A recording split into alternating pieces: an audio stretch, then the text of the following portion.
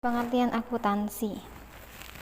Akuntansi menurut Financial Accounting Standard Board (FASB) merupakan kegiatan jasa yang berfungsi menyediakan informasi kuantitatif yang kemudian digunakan untuk pengambilan keputusan ekonomi. Menurut American Institute of Certified Public Accounting or AICPA Indonesia, akuntansi adalah seni pencatatan, penggolongan, peringkasan yang tepat dan dinyatakan dalam satuan mata uang, transaksi, serta kejadian-kejadian yang bersifat finansial dan penafsiran hasil-hasilnya. American Accounting Association atau AAA mendefinisikan akuntansi sebagai proses pengidentifikasian, pengukuran, serta pengomunikasian informasi ekonomi untuk membantu para pemakai informasi ekonomi dalam membuat pendapat dan keputusan. Nah, berdasarkan beberapa pendapat tersebut, disimpulkan bahwa akuntansi adalah proses mengidentifikasi, mengukur, mencatat, dan menyajikan informasi keuangan secara jelas dan sistematis dari data keuangan perusahaan atau perorangan yang dinyatakan dalam satuan mata uang untuk mengambil keputusan. Adapun manfaat akuntansi dapat diperoleh apabila data yang disajikan itu sesuai dengan prinsip dan aturan tertentu. Nah, manfaat umum informasi akuntansi itu yaitu memperoleh informasi keuangan perusahaan yang akurat sehingga para pemakai laporan keuangan tersebut dapat mengambil keputusan dengan tepat. Bisa juga dimanfaatkan sebagai alat pertanggungjawaban manajemen kepada pemilik perusahaan. Juga dapat dimanfaatkan untuk mengetahui perkembangan perusahaan dari tahun ke tahun. Adapun manfaat khusus akuntansi ada 4 hal. Yang pertama, memberikan informasi keuangan yang dapat dipercaya mengenai perubahan aktiva, kewajiban, dan modal suatu perusahaan yang timbul dari kegiatan usaha untuk memperoleh laba atau keuntungan. Lalu, manfaat khusus yang kedua, memberikan informasi keuangan yang membantu para pemakai laporan keuangan untuk memperkirakan kemampuan perusahaan dalam memperoleh laba atau keuntungan. Yang ketiga, manfaat khusus akuntansi adalah untuk mengungkapkan sejauh mungkin informasi lain yang berhubungan dengan laporan keuangan, seperti informasi mengenai kebijakan yang dianut oleh perusahaan. Dan manfaat khusus yang keempat adalah memberikan informasi penting yang lain seperti aktivitas pembiayaan atau investasi. Nah, sistem informasi akuntansi ini memudahkan pengguna informasi dalam aktivitas transaksi keuangan sehari-harinya. Nah, laporan keuangan ini sangat dibutuhkan untuk pemakai atau pengguna informasi. Siapa aja nih yang memakai informasi akuntansi? Ada 2 pihak, yaitu pihak pemakai internal dan pihak pemakai eksternal. Nah, pihak pemakai internal. Pihak pemakai informasi akuntansi internal merupakan pihak yang berhubungan langsung dengan kegiatan pengelolaan perusahaan, yaitu manajer atau pimpinan perusahaan.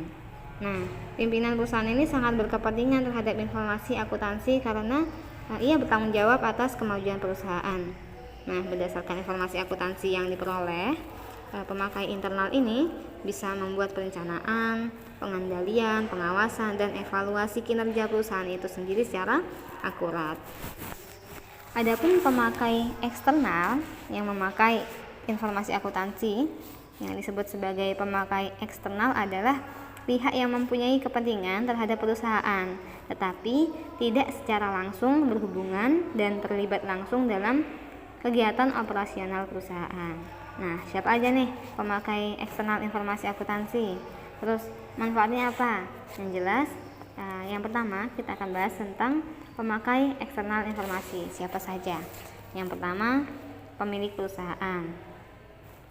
Kalau tadi pemakai internal itu adalah manajer atau pimpinan perusahaan, pemakai eksternal dari informasi akuntansi ini adalah pemilik perusahaan atau pemegang saham yang merupakan pihak yang berkepentingan atas keberlangsungan perusahaan. Manfaat informasi akuntansi ini bagi pemilik perusahaan adalah untuk mengetahui keadaan keuangan, kinerja perusahaan, atau prospek perusahaan pada masa depan. Jadi dengan mengetahui itu, pemilik perusahaan itu sebaiknya akhirnya mampu mengambil keputusan mengenai rencana masa depan perusahaan. Selanjutnya yaitu calon investor. Jadi pemakai eksternal ini juga bisa calon investor.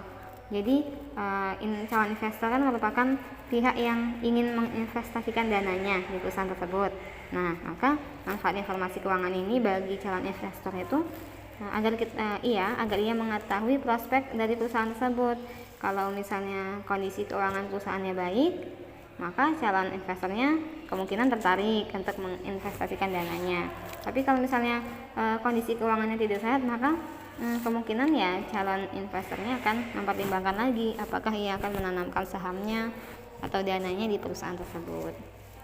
Lalu pemakai eksternal yang ketiga yaitu karyawan. Nah, karyawan ini adalah pihak yang berkepentingan atas maju atau mundurnya suatu perusahaan. Kalau misalnya ada informasi keuangan, maka manfaat itu bisa digunakan oleh karyawan untuk menilai kemampuan perusahaan dalam memberikan balas jasa atau kesempatan kerja, pemberian upah, tunjangan atau dana pensiun bagi dirinya. Lalu pemakai eksternal yang keempat yaitu kreditur. Kreditur itu adalah pihak yang memberikan pinjaman atau kredit pada perusahaan sebagai tambahan modal. Maka manfaat informasi keuangan bagi kreditur itu untuk menilai layak atau tidaknya suatu perusahaan. Jadi kreditur itu akan memutuskan memberi pinjaman atau tidak setelah mengetahui kondisi keuangan perusahaan tersebut. Dan yang kelima, pemakai eksternalnya adalah pemerintah. Nah, pemerintah itu adalah pihak yang berkepentingan terhadap perusahaan berkaitan dengan perpajakan dan ketenagakerjaan. Manfaat informasi ini untuk pemerintah adalah untuk menentukan besar pajak yang sesuai dengan tarif yang berlaku. Pemerintah juga membutuhkan informasi keuangan ini untuk menentukan kebijakan yang berkaitan dengan upah pekerja. Terakhir, pemakai eksternal dari informasi keuangan ini adalah masyarakat. Kinerja perusahaan itu sangat berpengaruh terhadap lingkungan sekitar yang ada di perusahaan tersebut. Apabila terjadi peningkatan kinerja perusahaan, maka seharusnya perusahaan itu juga menyediakan lapangan pekerja bagi masyarakat. Nah, informasi keuangan bagi masyarakat itu bisa dimanfaatkan untuk memperoleh informasi mengenai kinerja perusahaan dan manfaat sosial yang lain. Jadi informasi akuntansi itu penting bagi pemakai baik internal maupun eksternal. Jadi sebaiknya dan seharusnya informasi akuntansi itu disajikannya, ditampilkannya secara jujur, akurat dan tepat waktu sehingga informasinya bisa semaksimal dimanfaatkan oleh pemakai baik itu internal maupun eksternal. Lalu karakteristik kualitas informasi akuntansi. Jadi standar akuntansi itu diperlukan untuk memudahkan penyusunan laporan keuangan. Jadi dalam pemakaian internal maupun eksternal, laporan akuntansi itu sangat dibutuhkan untuk mendapatkan informasi yang baik dan benar, sehingga memudahkan auditor, lalu memudahkan pembaca, sehingga ketika diinterpretasikan atau dibandingkan laporan keuangan itu dapat dibedakan dengan mudah gitu dalam segi yang berbeda-beda. Jadi karakter laporan keuangan itu harus memuat 10 hal ya, minimal memuat 10 hal. Jadi ada informasi akuntansi dalam laporan keuangan yang berkualitas. Nah, memiliki sifat-sifat 10 sifat. Yang pertama yaitu laporan keuangan itu harus dapat dimengerti. Artinya laporan keuangan itu harus jelas dan mudah dipahami ya oleh pemakai informasi laporan keuangan. Yang kedua, relevan. Apa artinya? Artinya adalah laporan keuangan itu harus sesuai untuk memenuhi kebutuhan pemakai informasi yang menggunakan data terkait. Yang ketiga, daya uji. Artinya laporan keuangan yang dihasilkan itu harus dapat diuji kebenarannya oleh penilai independen. Penguji melakukan pengujian dengan menggunakan metode pengukuran yang sama. Yang keempat, netral. Artinya laporan keuangan itu harus diarahkan pada kebutuhan umum pengguna dan tidak bergantung pada kebutuhan dan keinginan pihak-pihak tertentu. Harus sesuai dengan kebutuhan umum. Dan yang kelima, perbandingan antara manfaat dan biaya. Artinya, laporan keuangan itu harus memiliki perbandingan antara manfaat dan biaya. Artinya manfaat laporan keuangan itu harus sama dengan biaya yang digunakan untuk membuat laporan. Biaya yang dikeluarkan untuk membuat laporan keuangan itu tidak boleh lebih besar daripada manfaat yang bisa diterima oleh pengguna informasi. Lalu laporan keuangan harus memiliki sifat tepat waktu. Artinya laporan keuangan itu harus disajikan secara tepat waktu atau bahkan sedini mungkin agar bisa segera dimanfaatkan untuk pengambil keputusan perusahaan. Yang ketujuh, memiliki daya banding. Artinya laporan keuangan itu dapat dibandingkan antar periode akuntansi atau dengan perusahaan lain yang sejenis pada periode yang sama untuk mengetahui perkembangan perusahaan pada masa kini dan masa datang. Yang kedelapan, laporan keuangan itu sebaiknya dan seharusnya memiliki nilai prediksi. Artinya, laporan keuangan berisi informasi tentang keadaan keuangan pada masa sekarang atau kinerja masa lalu yang dapat dijadikan dasar untuk memprediksi masa depan. Yang kesembilan, dapat dipercaya. Artinya, laporan keuangan dapat dipercaya jika informasi yang disajikan dapat diuji, netral, dan sesuai dengan kondisi sebenarnya. Yang ke-10, lengkap. Artinya, informasi keuangan itu harus menyajikan semua fakta yang ada mengenai kondisi sesungguhnya keuangan perusahaan. Adapun tujuan dari laporan keuangan itu disampaikan menurut IAI dalam PSAK nomor 1 tahun 2015, yaitu tujuan laporan keuangan adalah memberikan informasi mengenai posisi keuangan, kinerja keuangan, dan arus kas entitas yang bermanfaat bagi sebagian besar kalangan pengguna laporan keuangan dalam pembuatan keputusan ekonomi. Artinya, laporan keuangan itu juga menunjukkan hasil pertanggungjawaban manajemen atas penggunaan sumber daya yang dipercayakan kepada mereka. Jadi tujuan laporan keuangan ini orientasinya titik tekannya pada bisnis dan memperoleh laba atau keuntungan.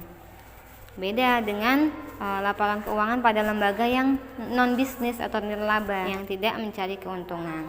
Jadi menurut Financial Accounting Standard Board atau FABS mengeluarkan Statement of Financial Accounting Concept yang membahas tentang tujuan pelaporan keuangan organisasi non bisnis. Tadi kan disampaikan bahwa tujuan laporan keuangan itu titik tekannya adalah bisnis dan untuk memperoleh keuntungan. Tetapi untuk organisasi non bisnis ada 4 hal tujuan pelaporan, yaitu untuk memberikan informasi yang berguna bagi pengguna laporan untuk mengambil keputusan rasional mengenai alokasi sumber daya dalam organisasi. Yang kedua, memberikan informasi yang berguna bagi penyedia sumber daya dalam menilai jasa yang diberikan organisasi non-bisnis dan kemampuan meneruskan penyediaan jasa. Yang ketiga, memberikan informasi yang berguna untuk menilai pekerjaan manajemen dan kinerja manajer organisasi non-bisnis dalam melaksanakan tugas seperti akuntabilitasnya. Lalu, memberikan informasi tentang sumber daya ekonomi, kewajiban penggunaan sumber daya, dan aktivitas organisasi non-bisnis tersebut.